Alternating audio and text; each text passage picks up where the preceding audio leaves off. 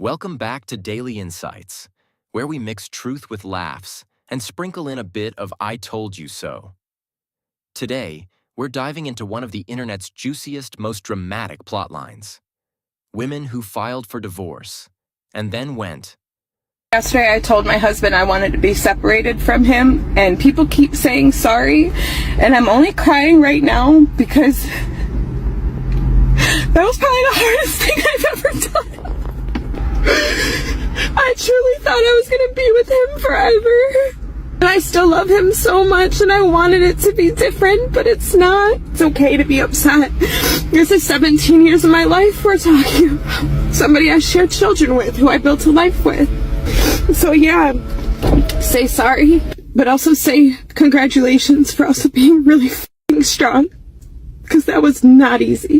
They can't do it, don't help them. It is not your responsibility. If they get frustrated, they need to figure that shit out on their own. You are not responsible for your partner. They are the parent too. They are a spouse too. They weren't grown up enough to be in this adult life, then they should not have gotten married and they should not have had kids. Even just 5 years ago, I didn't understand how people who could love each other so much to get married and have kids and build a life together just throw it all away like that. But something never felt right with me. Something never felt right with my relationship. It was always confusing. Do I believe he loves me? Yes, I have no doubt he would absolutely kill for me. But when it comes to nurturing and loving someone and like wanting to bend every will in your body for them and desire them or just take them out or make them happy, know their littlest things that make them smile. I knew all of his. And then I started paying attention to things that he was saying. The one example that always stuck out in my mind was when he described his uncle's relationship with his wife. His uncle was kind of a Rolling Stone type of guy, never really had a home. And he met his wife, and he said just how he dances with her and grabs on her and loves her. I could just tell that she was the one, that he just loves her so much. What she actually signed up for was something very different. The real-life survival series called Single Mom Life, starring her, unpaid bills, and screaming kids. The classic case of thinking you're Beyoncé, but ending up with your cat and a half-empty bottle of wine on a Friday night. Sometimes people confuse temporary frustration with a permanent problem. Divorce isn't a magic wand. It's more like a financial grenade. It's really hard. And where are all the good men? Why aren't you looking for good women who are ready to be in a relationship and not sleep around? What are you doing? Where are you?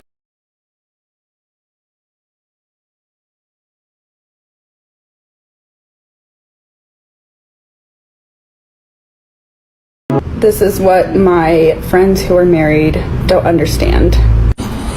First off, it is so difficult to have been single throughout the entire pandemic and go through that profound trauma all alone without some kind of support system.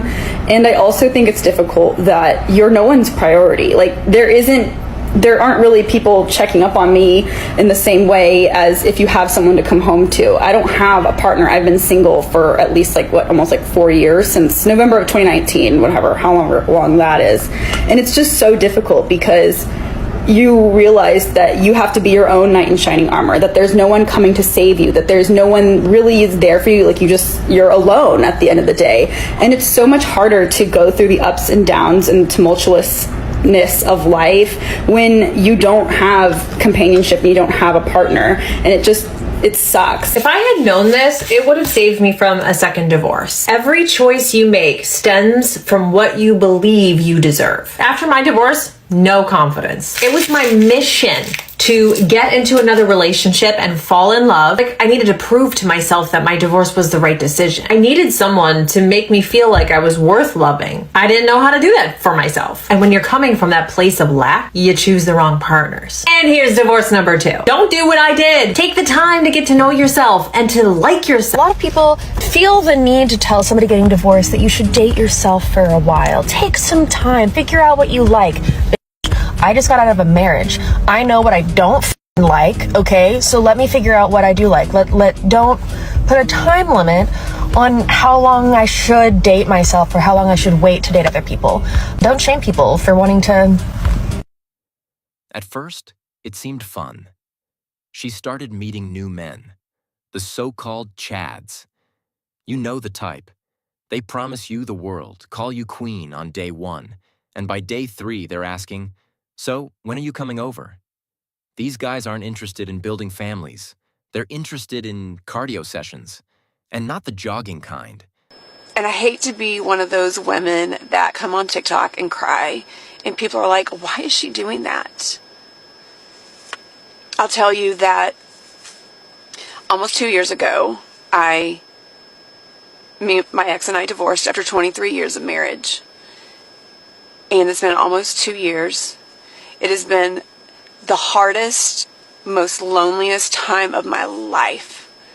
I mean, if somebody would have said that I would feel and walked through what I have walked through, I would have said, no, I won't, because I will not make it. I will not survive very long. I just pulled in my driveway from work, and I don't want to go inside because my kids aren't home this week. I also, when I look to the left, I see our basketball court and 2 basketballs in the yard. And I'm not going to move those. They're reminders of these precious children that I have. And that I can't stop. But man, times like this suck when I don't want to go inside my home because there's no one to go home to. No one is in there waiting for me. I will not be greeted by anybody. And that is a really hard place to be. So, I don't have any like crazy magic words that'll make you feel better if you're experiencing that. Just know that you're not alone, and these feelings, we all know they come and go. Last night I pulled into my driveway just feeling fine. I was actually a little bit excited that I just had the night to myself. But today it just hit me. You just never plan on things like this happening. So again, I don't have anything earth-shattering to tell you except that you are not alone in those feelings. And probably an important thing to do is to reach out to somebody that's healthy, not just anybody. While I think it's important to sit in those feelings and that grief, because there's so much growth happening, like I know there is. The second one, oof, when you thought he'd cry for 3 years, but he already has a new gym membership, a new girl, and a new glow-up. People underestimate how much someone grows once they stop being nagged 24/7. Kidding. That money could do or he can physically do, but emotionally, he's been gone since month 2, and I happen to be pregnant. So there's that, and that's very typical of the personality type I'm dealing with. There you have it. She even admitted that her ex-husband did a lot for her, but she still wanted more. You cannot give enough affection to a broken woman. She will always want more because all she really wants is validation at all times, just for existing. Which is casual. You know, he's like, I thought this was casual between us. So when was this casual? I am with you all the fucking time. And it's not because I'm clingy or I'm just inviting myself. You're inviting me. You are telling me I like you in my space. I asked you if you want me to leave and you say no. If you're telling me these words that are coming out of your mouth, I'm going to fucking believe you. Right? Like, I'm not delusional.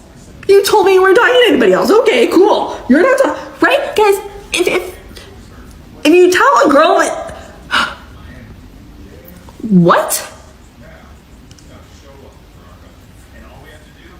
And I think, here's my assessment of the whole situation, is that, I think that he likes me more than he cares to admit to. And that scares him.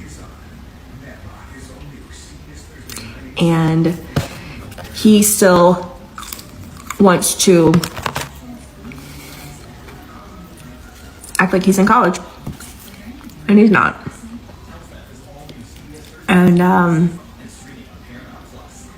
you know, I told him on night one when he came home that I'm not an option. And I'm not going to be played. And that's just not going to happen. And that's exactly what he fucking did. Right? So we fought a lot. And he took it. He took what I had to say. I mean, I don't know how much he listened or whatever. But he sat there and he was apologetic and, you know, he got caught. And I even said her name. So that he knew I know. I know her name. She's 22. What are you going to do with a 22-year-old in the fucking Philippines? How is that going to work? I'd love to know. I would love to know how that's going to work. When I'm right here. Oh, and I told him that I loved him because that's also true. And, you know, love just happens sometimes, right? And it doesn't matter how long you've known somebody and whatever, and love just can be love.